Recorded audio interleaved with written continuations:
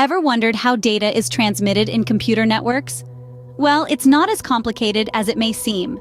At the heart of it all, there are two primary methods: asynchronous transmission and synchronous transmission.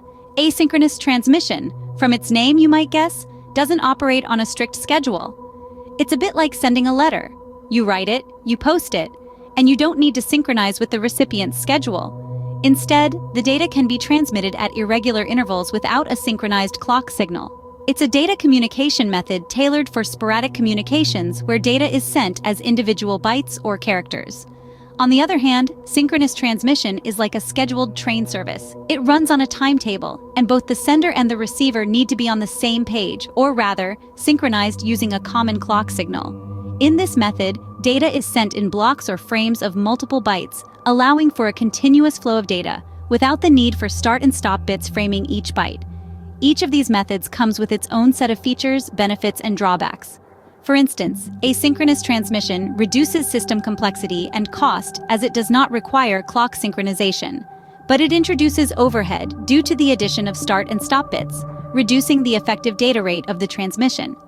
Synchronous transmission, in contrast, can achieve higher data rates and efficiency, as it does not require start and stop bits in every byte.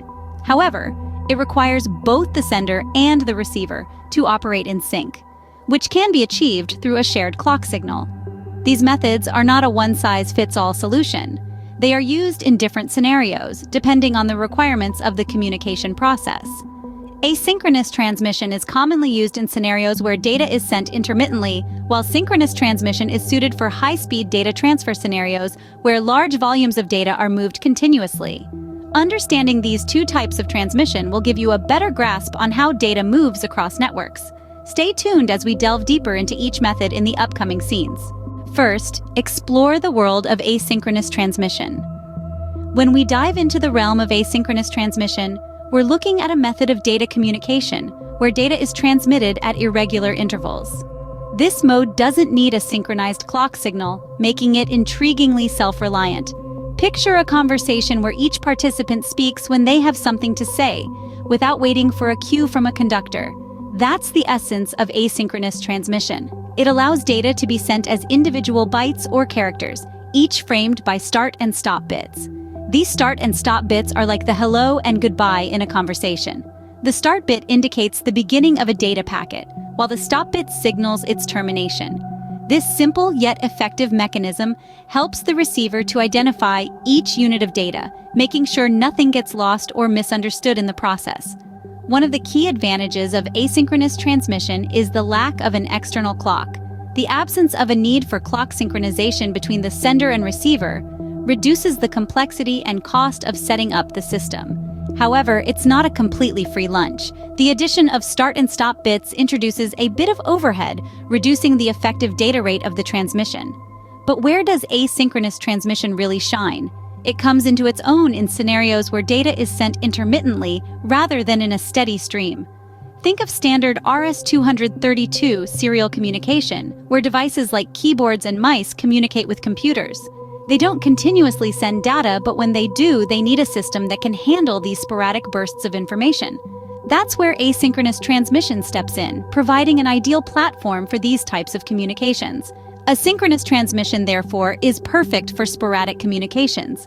It's like a casual conversation where data packets are individual thoughts, shared at their own pace, framed by start and stop bits. It's a world where each byte is its own entity, free to be transmitted when it's ready, without the need for a synchronized rhythm. Now, turn your attention to synchronous transmission. This is the method of choice when data needs to flow in a steady stream. In this mode of transmission, data is sent in blocks or frames of multiple bytes.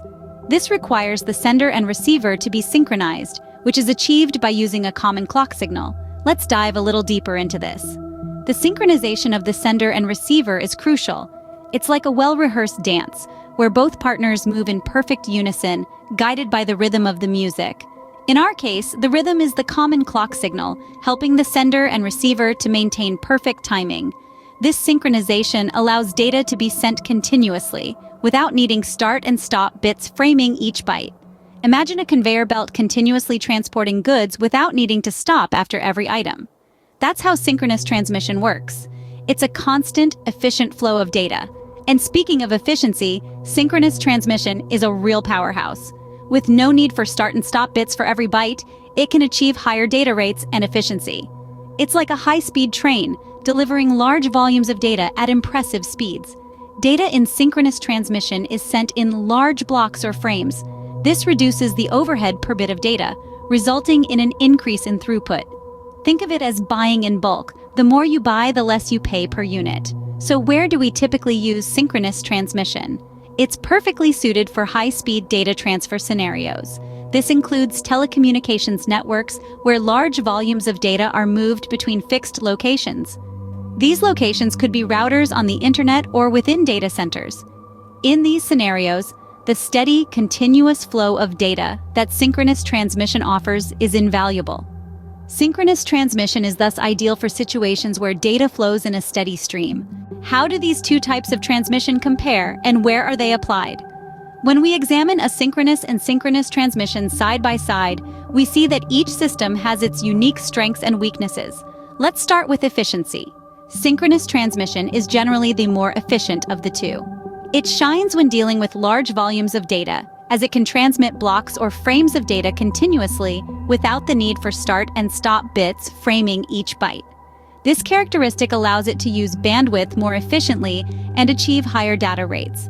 However, when we look at complexity and cost, the tables turn.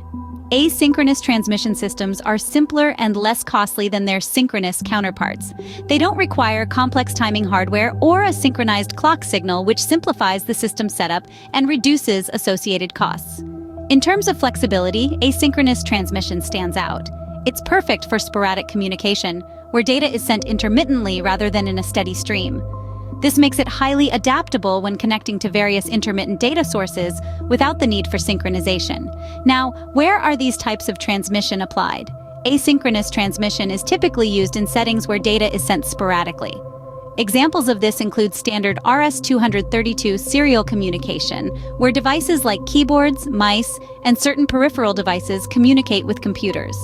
On the other hand, synchronous transmission is a go-to choice for high-speed data transfer scenarios.